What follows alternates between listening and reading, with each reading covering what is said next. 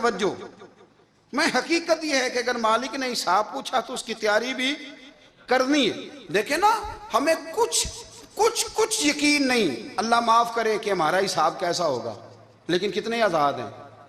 یعنی بڑی دلیری سے بندے کہتے ہیں فجر نہیں پڑھتا جی، 3 پڑھتا ہوں جی، شاہ رہ جاتی ہے جی، کپڑے صاف، بڑی دلیری سے۔ اور سیدہ فاطمہ الزہرا نے ساری رات مصلی باز رکھا ہے، حالانکہ انہیں یقین تھا کہ رب مجھے بغیر حساب کتاب جنت دے گا۔ حقیقت کا سامنا کریں، جو حقوق آپ کے ہیں وہ آپ نے ادا کرنے ہیں، جو ذمہ داریاں ہیں وہ ذمہ داریاں ہیں۔ دیکھیں نا، حضرت موسیٰ کلیم اللہ علیہ السلام کے پاس اسرائیل روح نکالنے آئے تو حضرت موسیٰ نے تھپڑ مارا، آنکھ نکال دی، واپس گئے۔ اللہ انہوں نے تو جلال فرمایا ہے، کہا موسیٰ علیہ السلام سے کہیے بیل کی پشت پر ہاتھ رکھیں، جتنے بال ان کے دست مبارک کے نیچے آئیں گے اتنے 1000 سال ان کی عمر بڑھا دی جائے گی۔ یعنی میرے کان میں کوئی بتا دے کہ جناب 60 سال بڑھ گئی، یا آپ کے کان میں کوئی کہہ دے تو خوشی ہوتی ہے کہ نہیں؟ لیکن یہ حقیقت پسندی نہیں، اس لیے کہ 60 بھی گزر جائیں گے، 70 بھی، یہ حقیقت نہیں۔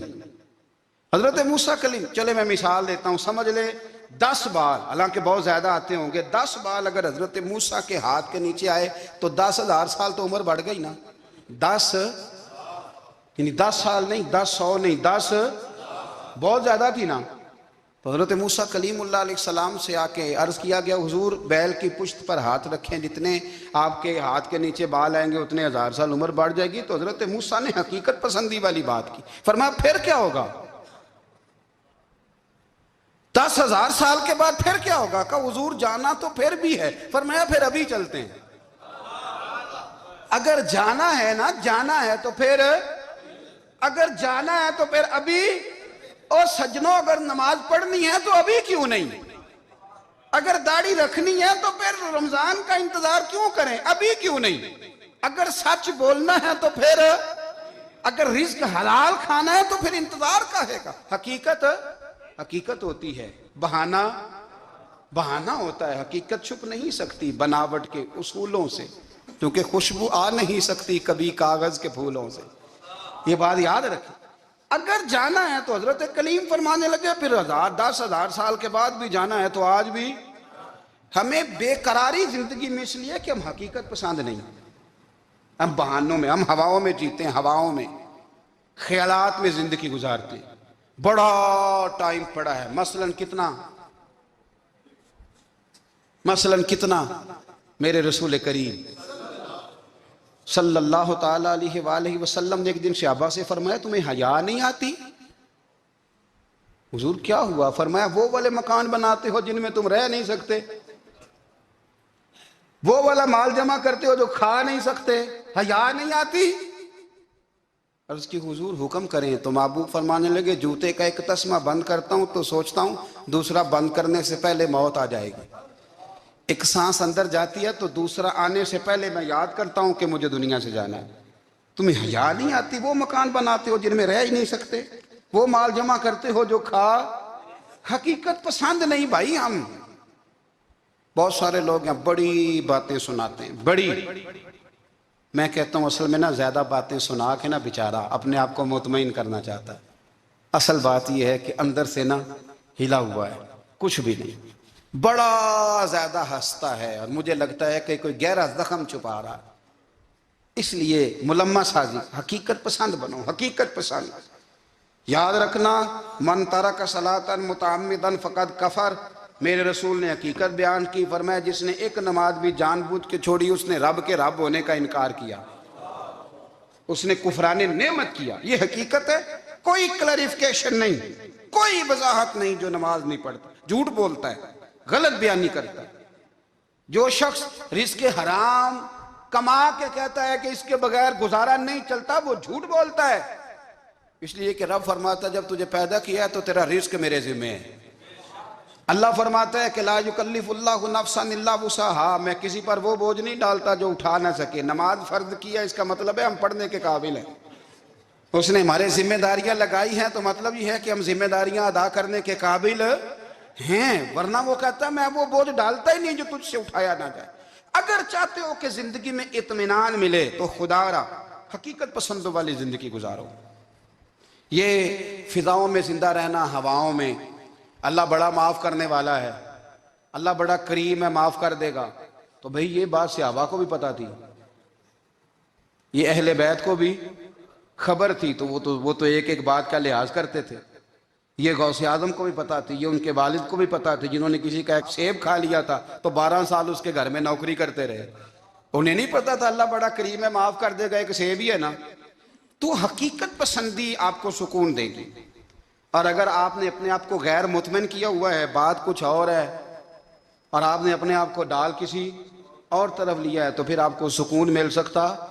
سکون حقیقت پسندی میں، اصل میں سکون ہوتا ہے، اداکاری میں سکون نہیں ہوتا. تیسری بات سنیں، اگر آپ چاہتے ہیں زندگی میں مطمئن رہیں تو دنیا داروں سے امیدیں توڑ دیں،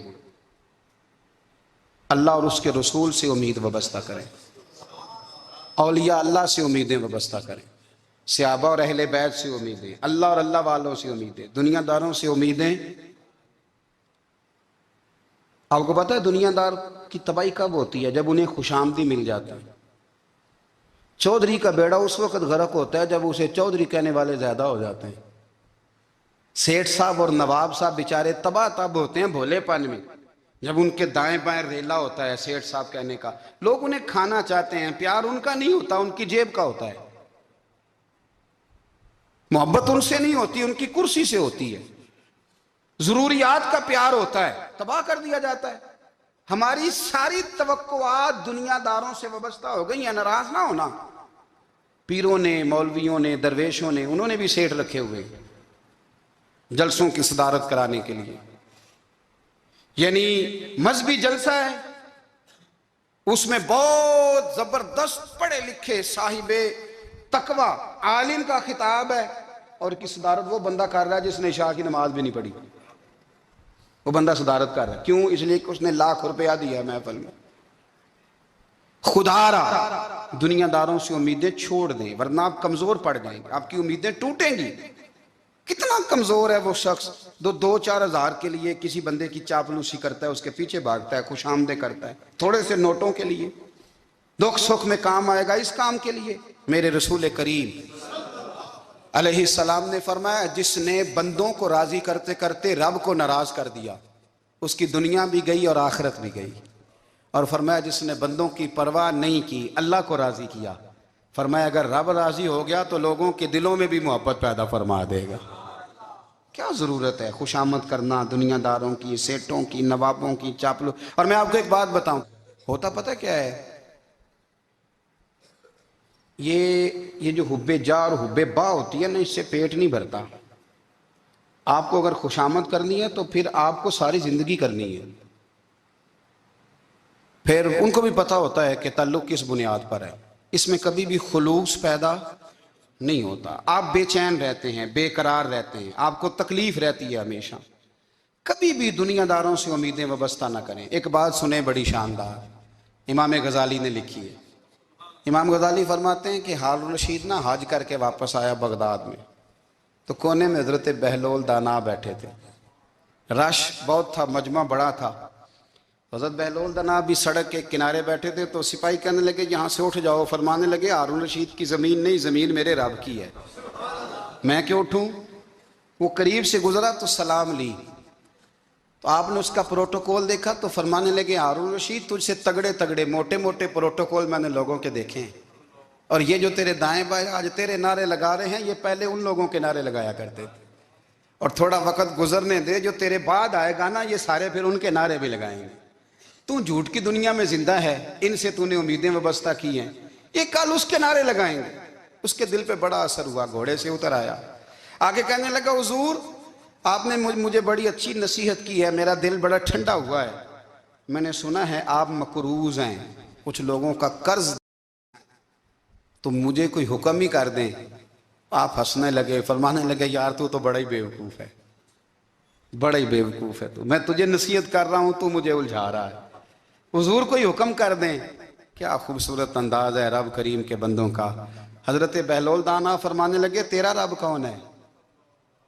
کہا اللہ. تو فرمایا میرا کون ہے؟ کہا اللہ.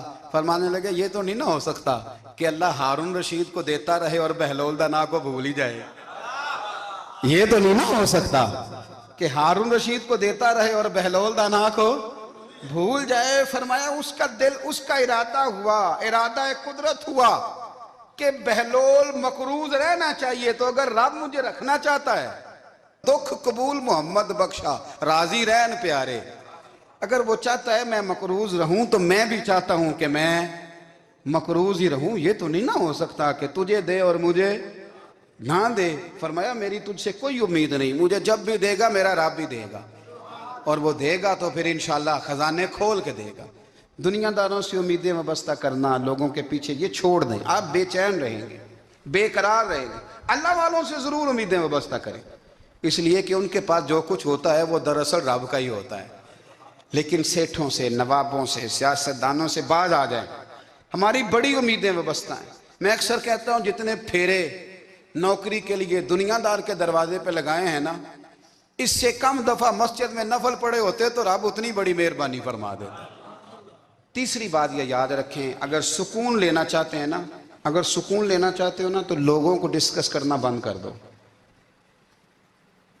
کس کو اللہ نے کتنے پیسے دیے ہیں وہ جانے اور اللہ جانے، کس کو اللہ نے کتنی گاڑیاں دی ہیں وہ جانے، اور لوگوں کو ڈسکس کرنا جی۔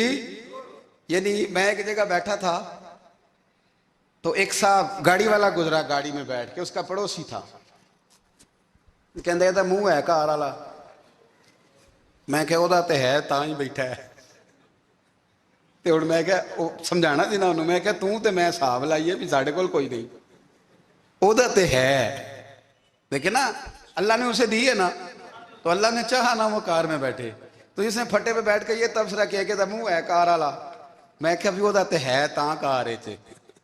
اب مجھے اور تجھے اندازہ لگانا چاہیے کہ ہم کیا یہ بحث ہے؟ یعنی اللہ کو چاہیے تھا معاذ اللہ کے پہلے تجھ سے پوچھتا کہ اسے کار دینی ہے کہ نہیں؟ کیا مطلب فضول بحث ہے؟ وہ چیز ہمیں اتنا تنگ کرتی ہے، اتنی تکلیف دیتی ہے کہ آپ یقین کریں سارا دن اسی کو ڈسکس کرتے ہیں، سارا دن۔ اس کے پاس گاڑی ہے، اس کے پاس کار ہے، فلانے کا پیسہ 1 نمبر ہے، فلانے کا 2 نمبر ہے، فلانے کا 6 نمبر ہے۔ اصل بات کے اندر حسد ہے، اس کو نکالو۔ ایک بات کہنے لگا ہوں، اسے یاد رکھنا، میرے اعلیٰ حضرت رحمۃ اللہ علیہ فرمایا کرتے، حسد کرنے والا بندوں پر اعتراض نہیں کرتا، اللہ پر اعتراض کرتا۔